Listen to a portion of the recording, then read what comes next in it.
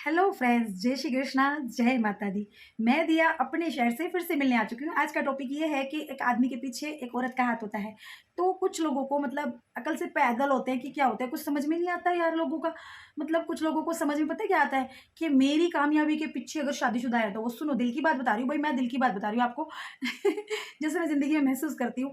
तो कुछ लड़के, पुरुष जो भी होते हैं, मर्द, तो उनको ये लगता है कि मेरी शादी हो चुकी है तो मतलब मैं सुधरा हूँ या मैं जैसा भी कमाना सीखा हूँ तो मेरी बीवी का हाथ है वो इसमें। मतलब एक कहावत है कि हर कामयाब आदमी के पीछे एक औरत का हाथ होता है। तो मैं उन्हें ज़रा ये बता दूँ कि हर कामयाब पुरुष के पास में, साथ में, सपोर्ट में, हेल्प में, मानसिक तनाव में, कोई सी भी सिचुएशन हो, सिचुएशन चाहे कोई भी हो, उसमें सबसे बड़ा हाथ है ना उसकी माँ का होता है। और हमारे समाज में बढ़ते हुए यूथ यूथ जनरेशन जो हमारे हमारे हमारे समय, हमारी उम्र के हम उम्र जो हैं, उनको ये बात समझनी चाहिए कि सबसे बड़ा हाथ एक माँ-बाप का रहता है कामयाबी के पीछे, अगर पुरुष कामयाब है तो। नहीं देखो, निकम्मों के लिए मैं बात नहीं कर रही।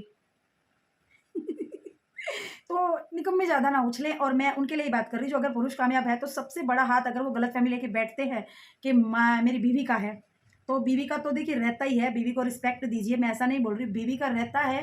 पर सबसे बड़ा, अगर आपको कोई भी कन्फ्यूज़न है तो मैं आपका कन्फ्यूज़न दूर करती हूँ, सबसे बड़ा हाथ रहता है माँ का, अपने माँ-बाप का रहता है। और दूसरा मैं आपको बता दूँ कि देखिए मोदी जी हैं, योगी जी हैं, उनकी शादी नहीं हुई है, वो कामयाब हैं, तो उनकी जननी, उनकी मम्मी का हाथ, उनकी माताजी का हाथ है, उनके आशीर्वाद से वो फले-फूले हैं। तो वो भी कामयाब हैं, तो ये गलतफ़हमियाँ सारी निकाल दीजिए, क्योंकि कुछ लोग आते ही बोलते हैं, यार my wife is my life. अरे क्या हो क्या रहा है इस समाज में?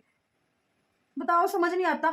तो मैं ना नेगेटिव मैसेज को है ना, मैं तो हमेशा है ना आपके सामने पॉजिटिविटी रख के, और समझाने का तरीका मेरा देखिए ऐसा ही है। तो मैं पॉजिटिविटी से ही इस मैसेज को लेना चाहती हूँ और मैं आपको देना भी चाहती हूँ।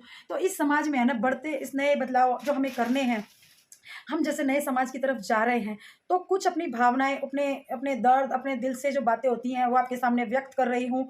तो बातों को समझिए, कभी-कभी किसी को समझ में नहीं आता है। मैं हमेशा से बोलते हैं, my wife is my life. ठीक है, वाइफ लाइफ होती है। मैं ऐसा नहीं बोल रही कि नहीं होता है ऐसा कुछ भी। My wife is my life हो सकती है, पर इनके चक्कर में हमें माँ-बाप को नहीं भूलना है, एक बात हमेशा याद रखिए।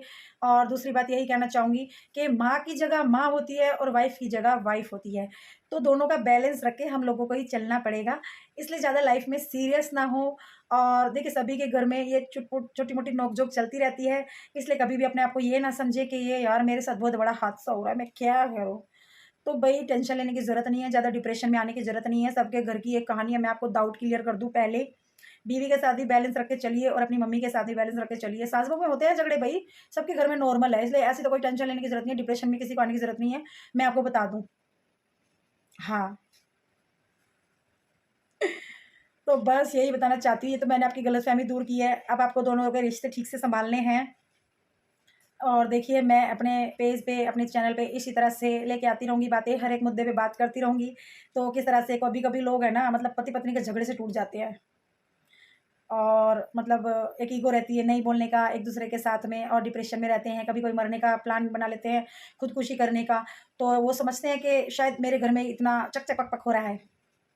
पर ऐसा नहीं होता है। देखिए ज़्यादातर लोगों के घर में ऐसा हो जाता है, कभी-कभी नहीं समझ में आता है। नए-नए रिश्तों को बनाने एक लड़की आती है, तो उन चीज़ों को भी समझना पड़ेगा। और हस्बैंड वाइफ का जो झगड़ा है उसको ज़्यादा लंबा ना खींचे और टेंशन ना लें किसी भी सिचुएशन में। तो अपने आप को हमेशा सँभाल के रखिए।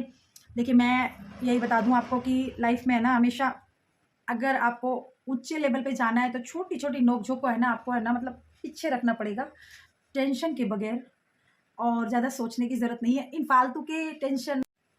तो फ्रेंड्स लास्ट में यही कहना चाहूँगी कि अब फिर टेंशन लेने की ज़रूरत नहीं है। तो बस यही बातें करेंगे अपने चैनल पे, और अपनी दिया को इसी तरह से अपने दिल में प्यार दीजिए, ज़्यादा से ज़्यादा लाइक दीजिए। Thank you so much. Bye bye guys.